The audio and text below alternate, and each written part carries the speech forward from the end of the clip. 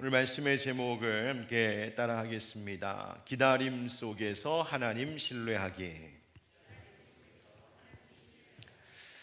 여러분, 이번 세 번 말씀 집회를 통하여서 큰 은혜와 도전을 받고 계신 줄 믿습니다.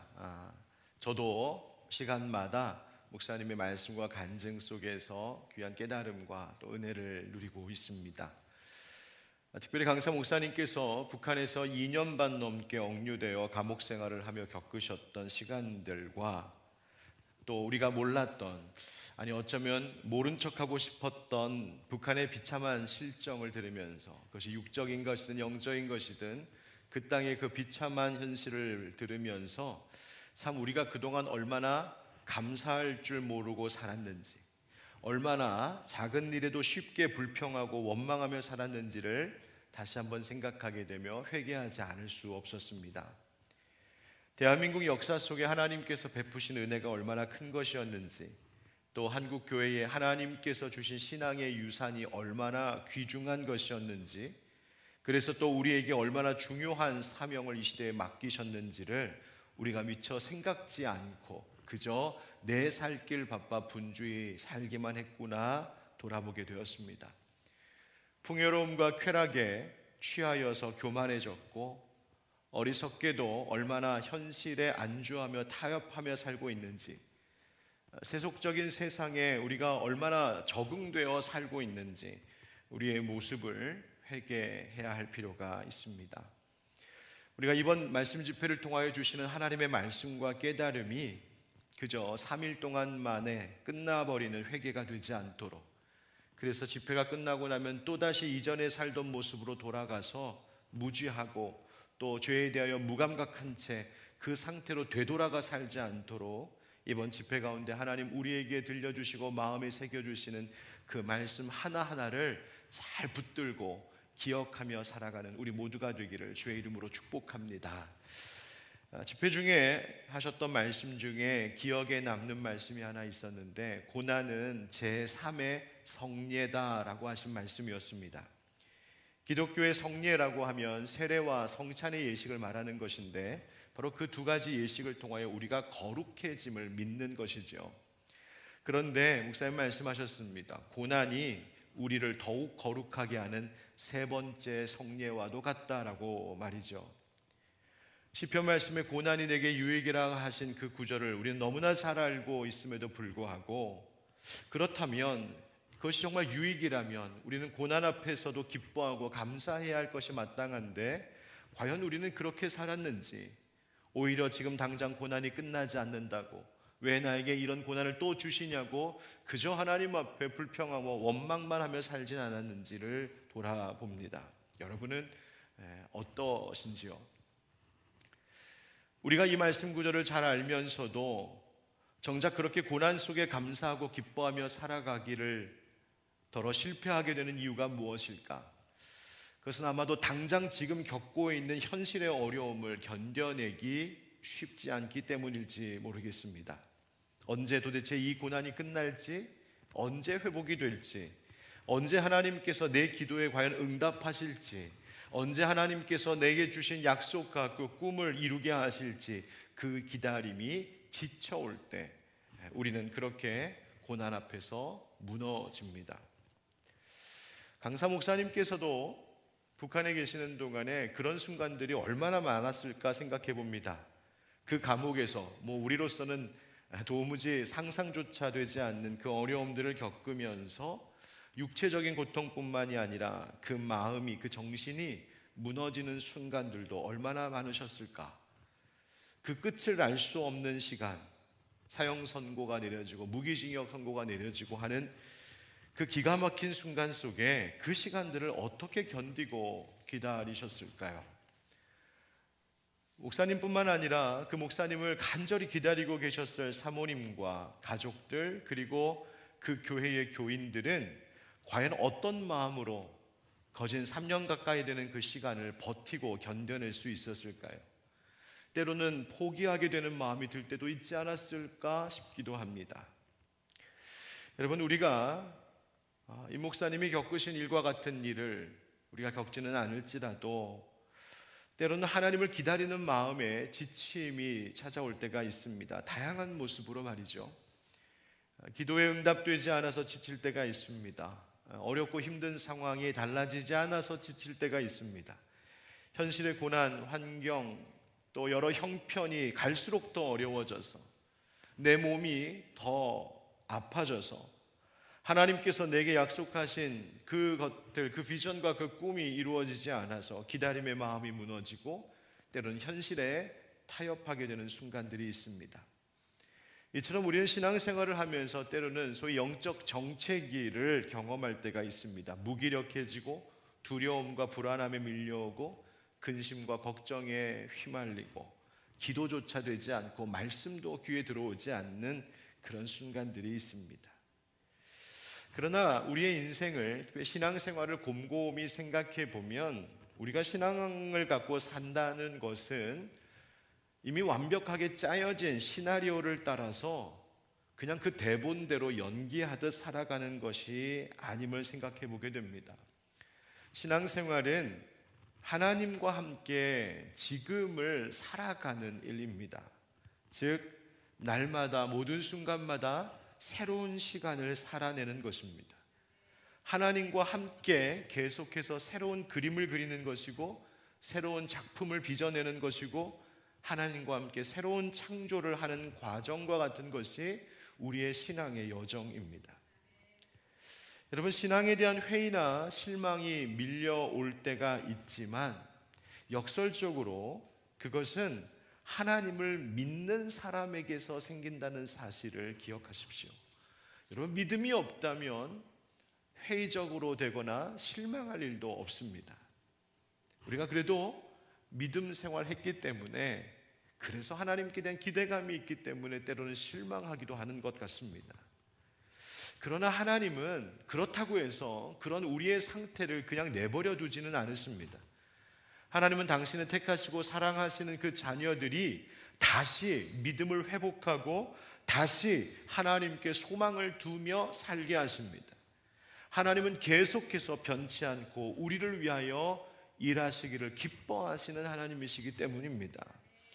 따라서 영적인 침체, 정체기, 신앙의 회의와 실망, 여러분 그런 것이 있을 때 자책하며 두려워하기보다는 하나님께서 이 모든 것을 어떻게 극복하여 나가기를 원하시는지 거기에 관심을 갖고 그것을 주목하는 것이 필요합니다. 여러분, 오늘 말씀은 영적으로 낙심해 있던 아브라함을 회복시키는 하나님의 이야기입니다. 집회 말씀 중에도 목사님 언급하셨었는데 아브라함이 하나님 약속을 믿고 고향을 떠나지요. 어마어마한 부잣집, 목사님 표현으로는 재벌집 아들이었다고. 거기 있으면, 그냥 그 아버지 집에 있으면 고생할 이유가 하나 없었던 아브라함 인생입니다. 그러나 하나님은 놀랍게도 그를 택하셔서 그 우상의 문화가 가득한 그 환경 속에서 아브라함을 꺼내셨습니다. 그리고 그에게 아들을 주시고 그를 통해 민족을 이루게 하시고 그 민족이 여호와 하나님만 섬기는 거룩한 제사장 나라가 되게 하시고 그리고 그 민족이 더 나아가 다른 민족이 구원을 얻게 하는 복음의 복된 통로가 되기를 원하셨습니다. 그런데 아들을 주시겠다 하신 약속이 오랫동안 이루어지지 않았습니다. 아브라함 나이가 들어가고 시간은 계속 흘러갑니다. 후사를 볼 때가 된 것 같은데 소식이 없다는 것이죠. 사실 이때의 아브라함의 형편은 사실 인간적으로 보면, 현실적으로 보면 그냥 지금처럼 살아도 좋다 할 만큼 괜찮을 때였습니다. 가산이 많이 늘어났습니다. 자기를 따르는 사람들이 많아진 때입니다.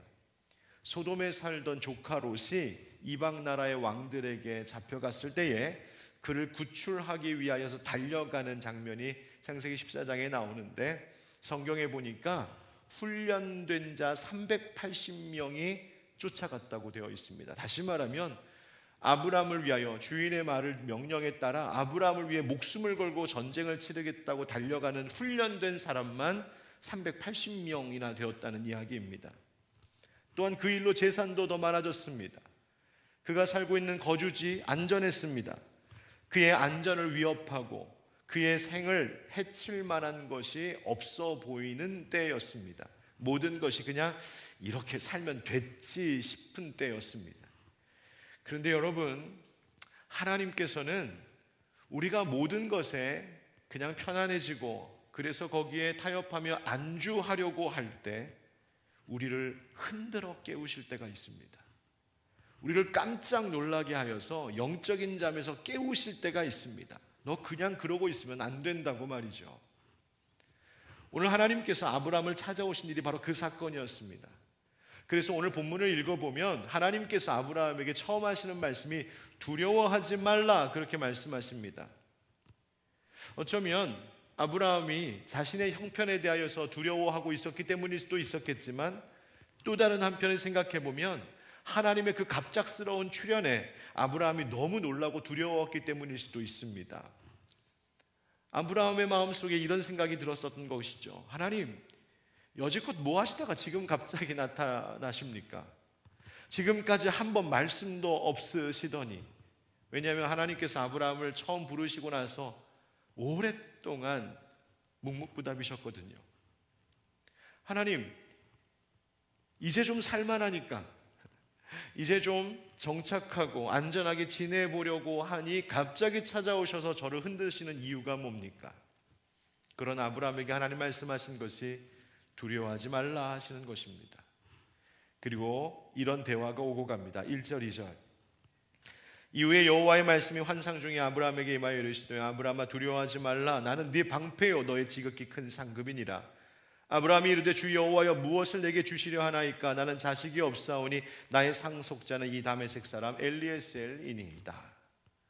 하나님께서 두려워 말라 하시면서 당신께서 너희의 방패요 지극히 큰 상급이라고 말씀하시는 이 복되고 귀한 말씀을 듣고 있는 아브라함인데, 아브라함의 반응이 영 석연치가 않습니다. 하나님, 이제 와서 제게 뭘 주시겠다고 하시는 겁니까? 하나님 약속하셨던 자식 아직 없습니다. 그 약속 믿고 지금까지 왔는데 이루어진 것이 없습니다. 달라진 것 없습니다. 변화된 것 없습니다. 하나님, 이제 와서 저를 놀래키시는 이유가 뭡니까? 아마도 아브라함은 그 기다림에 서서히 지쳐가기 시작했던 것 같습니다. 은연중에 그래서 하나님에 대한 불만을 쏟아놓고 있는 것 같기도 합니다. 심지어 반항하는 아들이 아버지에게 대드는 것처럼 느껴지기도 하는 뉘앙스입니다. 하나님께서 아무것도 하시지 않으셔서, 하나님이 그냥 나를 방치해 두고 계신 것 같으셔서 그 기다림이 너무 힘들어 응답도 없고 회복도 없어 그의 마음속에 신앙의 회의, 낙심하고 절망이 밀려오는 아브라함의 모습입니다. 여러분, 우리는 어떻습니까? 우리가 북한 감옥에 갇힌 고통은 아닐지라도 때로는 힘든 현실의 기다림에 지쳐올 때 우리는 하나님께 어떤 반응을 보이며 살고 있을까요? 혹시 하나님에 대해 원망하고 현실에 그냥 적응하고 나 그냥 이렇게 살면 됐다, 나 그냥 이렇게 살다가 내 인생 끝나나 보다, 혹시 그 마음속에 자포자기하는 심정이 될 때는 없으십니까? 여러분, 하나님께서 지금 아브라함에게 또 오늘 말씀을 듣고 있는 우리에게 다시 한번 찾아오셔서 두려워 말라, 나는 네 방패요 너의 지극히 큰 상급이라고 말씀하시는 그 의도가 무엇일까요? 우리는 오늘 이 아브라함과 하나님과의 대화 속에서 하나님을 신뢰한다는 것이 무엇인지에 대하여 깨달음을 얻을 수 있습니다. 도대체 하나님을, 그것도 긴 기다림과 지침 속에 하나님을 신뢰한다는 것이 무슨 말일까? 한번 따라하겠습니다. 하나님 신뢰란 하나님 앞에 내가 꺾이는 것입니다. 이런 말씀을 드린 것처럼 하나님께서 아무 일도 안 하시는 것처럼 느껴질 때 참 우리는 연약하고 어리석어서 신앙의 회의, 낙심, 실망이 밀려올 때가 있습니다. 그러면 우리는 종종 인간적인 방법을 찾기 시작합니다. 하나님께 대들듯 저항하고 자기 방법을 내세우기도 합니다. 아브라함 자신이 내세웠던 자기의 방법이 무엇이었냐면, 하나님, 저희 집에 다메섹 사람 엘리에셀이라고 하는 종이 있습니다. 제가 신뢰하는 종입니다. 일을 꽤 잘합니다. 똑똑하고요, 실력도 있습니다. 저희 집안일 도맡아 잘 돌보고 있습니다. 하나님, 제가 이 사람을 상속자로 삼겠습니다.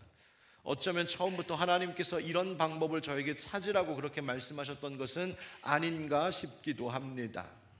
그러면서 자기의 방법, 자기의 계획, 자기의 아이디어를 하나님께 내놓는 것이죠.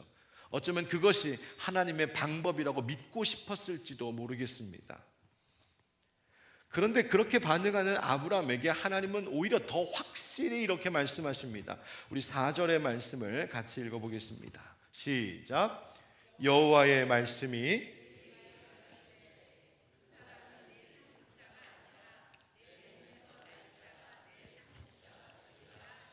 아멘. 하나님 뭐라 하시는 건가요? 아브라함은 아니다 하십니다. 여러분, 이 말씀 4절에 우리말 성경에는 번역되지 않은 단어가 하나 있습니다. 히브리어 성경에서는 hen 혹은 다른 곳에서는 힌네라고 하는 단어가 있는데 우리말로 번역이 되지 않았습니다. 그 hen이라고 하는 말은 영어로 behold, 보라라고 하는 뜻입니다. 봐라. 하나님께서 종종 이 말을 쓰실 때가 있는데 어느 때 쓰이냐 하면 뭔가를 강조하실 때에, 우리의 생각을 환기시키실 때에, 우리의 시선을, 이제 여기에 고정되어 있었던 시선을 다른 곳으로 돌리고 싶으실 때에 하나님은 보라 그렇게 말씀하십니다. 지금 아브라함에게 그러시는 겁니다. 봐라. 하나님 뭘 말입니까? 너의 종 엘리에셀이 아니라 나는 너의 몸에서 직접 낳는 자를 네 상속자로 삼을 것이다. 아들을 주겠다 하시는 겁니다. 이것이 처음부터 하나님의 계획이었고 지금까지 그 계획에는 변함이 없었고 그 계획은 반드시 이루어질 것을 아브라함에게 다시 분명히 하고 계시며, 봐라, 네 아이디어, 네 계획, 네 방법을 보는 것이 아니라 내가 처음부터 너에게 약속하고 명령했던 내 뜻과 계획을 주목하여 보라고 아브라함의 시선을 돌리고 계신 겁니다. 어떤 책에 보니까 이 장면을 표현하기를 하나님 참 고집스러우시다 그렇게 표현했더군요. 정말 그런 것 같습니다.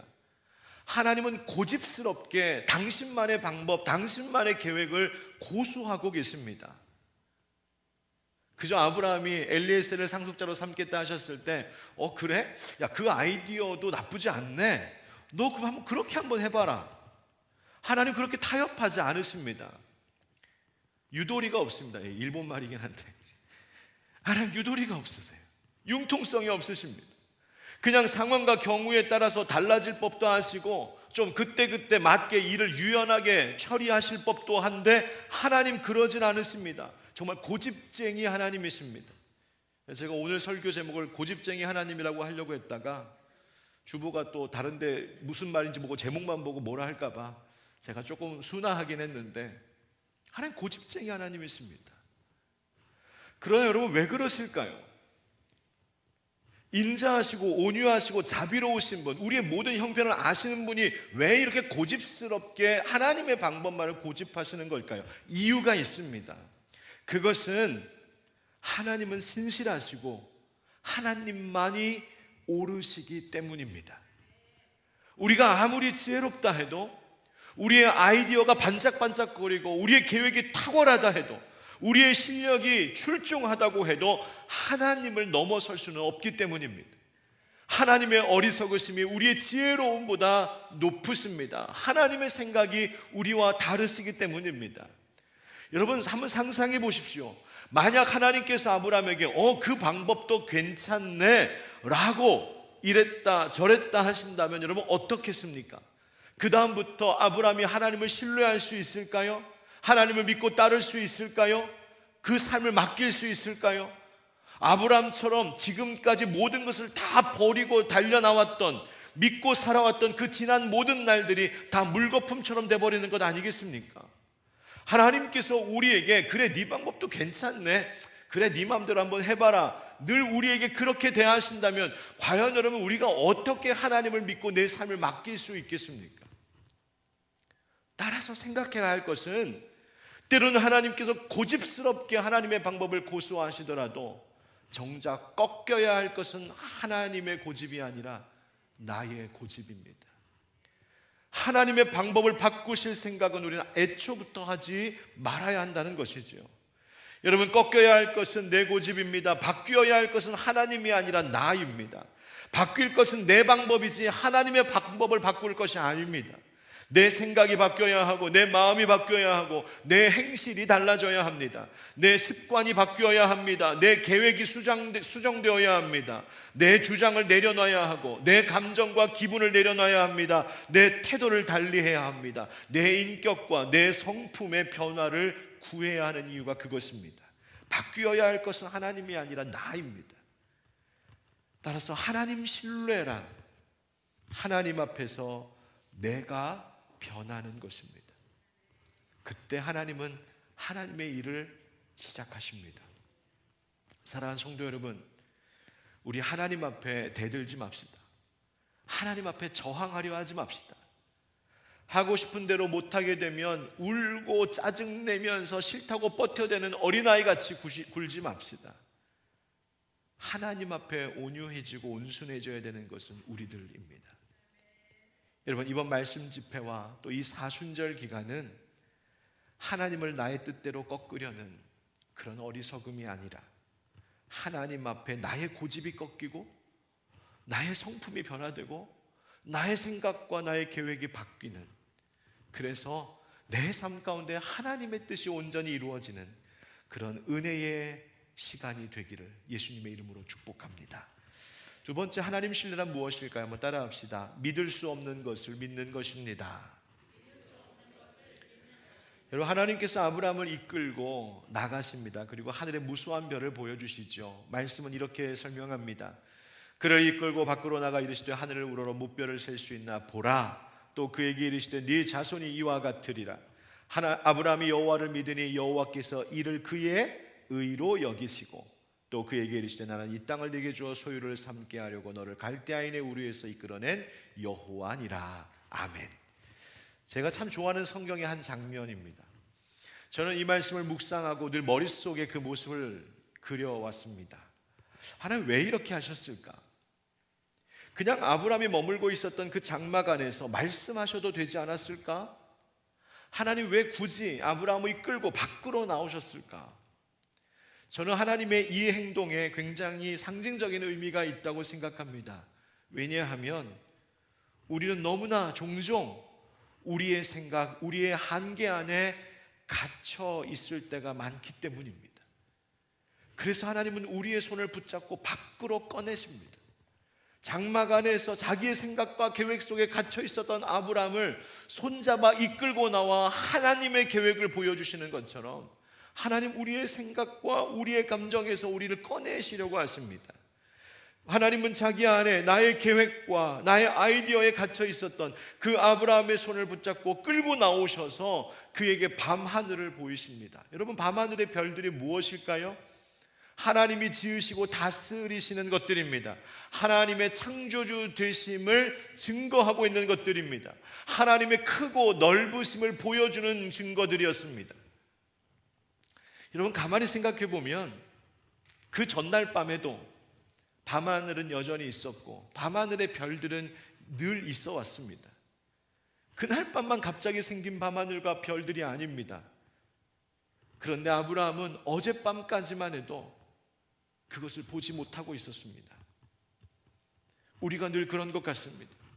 당장 어떤 일이 이루어지지 않을 때, 응답이 없을 때, 생각대로 되지 않을 때, 고난이 끝없이 펼쳐질 것 같이 보일 때, 힘든 일이 연속해서 찾아올 때, 신앙의 회의와 실망만이 일어날 때 우리는 자꾸만 그 속에, 그 안에 갇혀 있을 때가 많습니다. 여전히 밤하늘의 별들이 하늘에 있는데 하나님은 여전히 살아계시고 하나님의 약속은 변함이 없고 하나님은 지금도 나와 함께 하시며 나의 모든 것들을 다스리고 인도하시는데 우리는 내가 무너졌다고 해서, 내가 안 된다고 해서 내 생각과 내 판단에 갇혀 있기가 일쑤입니다. 저는 이번 말씀 집회는 그런 우리를 마치 하나님이 아브라함의 손을 이끌고 장막에서 밖으로 이끌어내신 것과 같이 우리 안에 갇혀 있었던 나의 영적 감옥에서 하나님이 우리를 이끌고 나오시는 시간, 그 하나님의 손길이 임하는 시간이 이번 말씀 집회라고 믿습니다.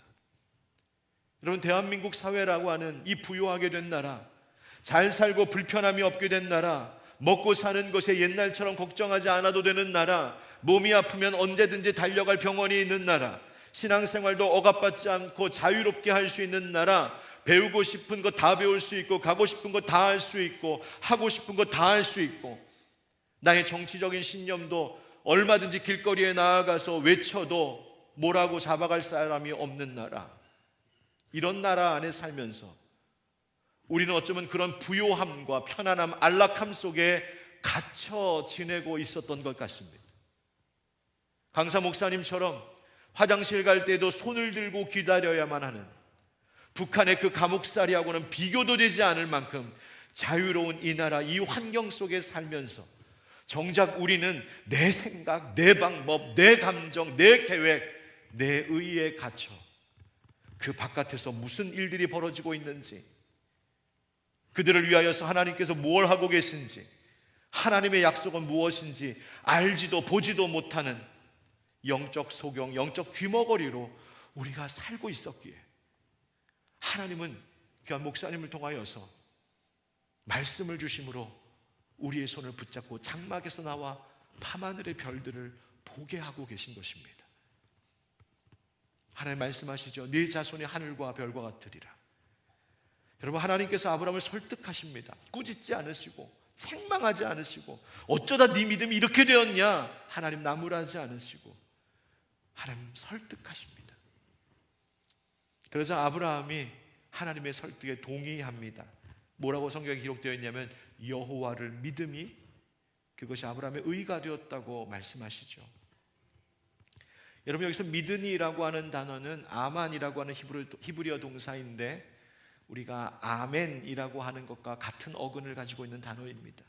다시 말하면 하나님께서 아브라함에게 저 하늘의 별과 같이 네 자손이 그렇게 무수히 많을 거야, 내가 한 약속 반드시 이룰 거야 라고 하실 때 아브라함이 그 설득에 동의되어 아멘 했다는 것입니다.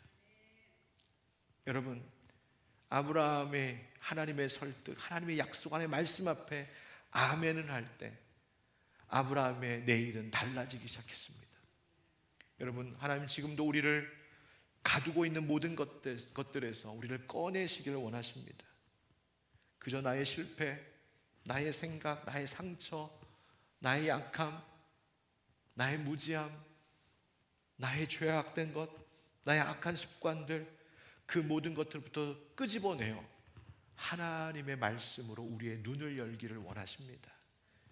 여러분, 믿을 수 없는 하나님의 약속이었지만, 그러나 보이지 않는 길이었지만 약속을 주고 계신 하나님, 그분이 나의 신실하신 하나님이시기에 그저 그 하나님의 말씀 앞에 고개를 끄덕이며 아멘으로 대답하는 것, 여러분, 그것이 하나님 신뢰입니다. 지금은 달라진 것이 보이지 않을지라도 아멘이라고 하는 그 단어 하나 속에 앞으로의 나의 모든 것을 다르게 하시는 하나님의 새 창조의 시작이 들어있음을 잊지 않는 여러분 되길 주님의 이름으로 축복합니다. 세 번째, 하나님의 신뢰란 무엇일까? 따라합시다. 확실한 보증을 바라보는 것입니다. 하나님께서 주신 약속이 있음에도 불구하고 두려움과 불확실 가운데 있었던 이 아브라함에게 하나님께서 그를 위로하시고 다시 소망 가운데 일어서게 하시는데 그 증거로 횃불 언약을 맺으십니다. 9절의 말씀을 보니까 하나님께서 아브라함에게 제물로 쓸 짐승을 잡아오라고 하십니다. 그리고 10절에 보면 아브라함이 그 모든 것을 가져다가 그 중간을 쪼개고 그 쪼갠 것을 마주대하여 놓고 그 새는 쪼개지 아니하였으며 솔개가 그 사체 위에 내릴 때에는 아브라함이 쫓았더라. 해질 때에 아브라함에게 깊은 잠이 임하고 큰 흑암과 두려움이 그에게 임하였더니, 그 다음 17절로 가서 보면 해가 져서 어두울 때 연기나는 화로가 보이며 타는 횃불이 쪼갠 고기 사이로 지나더라 되어 있습니다. 여러분, 재물을 쪼갠다라고 하는 것은 이 언약의 엄중함을 의미하는 상징입니다. 언약을 맺는다라고 하는 히브리어 동사 자체가 언약을 쪼갠다라고 하는 표현인데요, 고대 중동의 왕들이 어떠한 것을 두고 계약을 할 때에 맺던 의식과 비슷합니다. 이 계약을 파기하게 되면 그 파기한 당사자가 이 재물과 같이 쪼개질 것이라고, 다시 말하면 절대 깰 수 없는 언약임을 약속하는 의식입니다. 아브라함이 준비한 이 희생 제물들의 고기 사이로 불이 지나가게 하십니다. 하나님의 임재가 거기에 있었음을 말하는 것이죠. 하나님이 쪼개지시겠다는 거예요. 여러분, 솔개를 쫓다가 고단했는지 아브라함이 깊이 잠이 듭니다. 그때 아브라함에게 12절에 보니까 큰 흑암과 두려움이 임했다 합니다. 여러분, 이 흑암이라고 한 단어가 어디에서 제일 먼저 나왔냐면 창세기 1장에서 나온 단어입니다. 하나님이 말씀으로 세상을 창조하시기 전 태초에 그 흑암과 그 공허함, 그 혼돈, 바로 그때 나오는 흑암입니다. 그런데 우리는 창세기 1장에 나오는 그 흑암이라는 단어를 보면서 실망하지 않습니다. 그 흑암이라는 단어 때문에, 그것 때문에 무너지지 않습니다. 왜? 하나님은 곧 말씀으로 창조하실 것이기 때문에, 빛을 주시기 때문에. 여러분, 성경은 지금 우리에게 그것을 말하고 있습니다. 아브라함의 지금 흑암이 임했답니다. 아브라함의 상태였을지 모릅니다. 불안과 두려움, 근심과 눈물, 감당하기 어려운 고통의 시간이었을지 모릅니다. 그러나 하나님 앞에 흑암은 그저 흑암이 아니라 하나님이 역사하실 자리였습니다. 그 흑암은 하나님께서 말씀으로 빛을 주시고 세상을 창조하실 것을, 그 약속을, 그 보증을 우리에게 담아주고 있는 흑암이었습니다. 강사 목사님의 949일이 아마 그런 시간이었을 것 같습니다. 그래서 목사님 어제 말씀에 변장된 축복이라고 하는 표현을 쓰셨지요. 하나님의 엄청난 계획이 그 뒤에 있었습니다.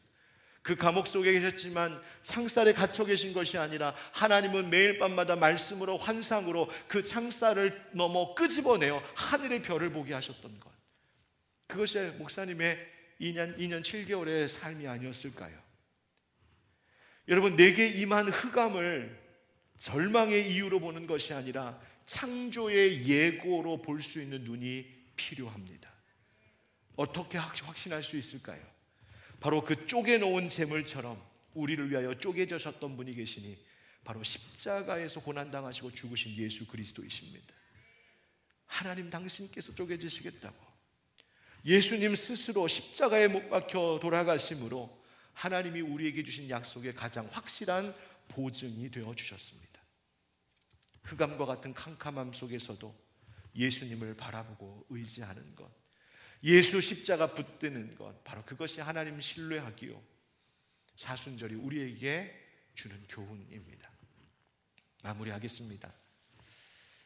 여러분, 우리는 약속을, 하나님의 약속을 그처럼 묵묵히 의지하고 바라보는 믿음이 필요합니다.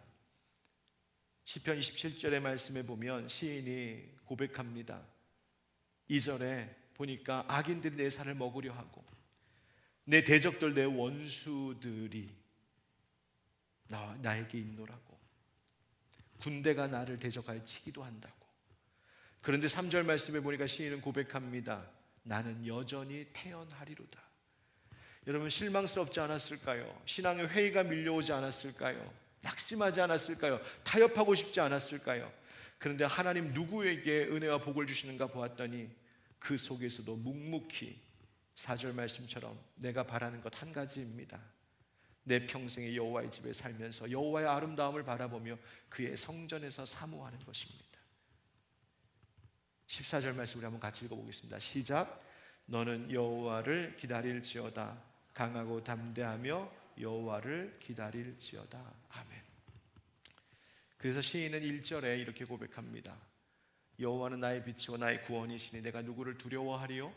여호와는 내 생명의 능력이시니 내가 누구를 무서워하리요? 어제 목사님께서 쓰신 책을 파는데 제가 그 책 꺼내보고 화들짝 놀랐습니다. 그 책의 제목이 바로 이 1절의 말씀이었어요. 내가 누구를 두려워하리요? 여러분, 오늘도 말씀 집회 속에 그 기다림 속에서 하나님을 기다릴 줄 아는 우리가 되길 축복합니다. 하나님을 꺾으려 하지 말고 당장 이루어지지 않는다고 의심하지 말고 오늘도 하나님 내게 주신 약속의 말씀을 붙들고 담대하게 여호와 하나님만을 기다리고 또 기다리는 그런 믿음의 사람들로 변화되는 우리들, 그런 이번 말씀 집회와 사순절이 되기를 예수님의 이름으로 축원드립니다.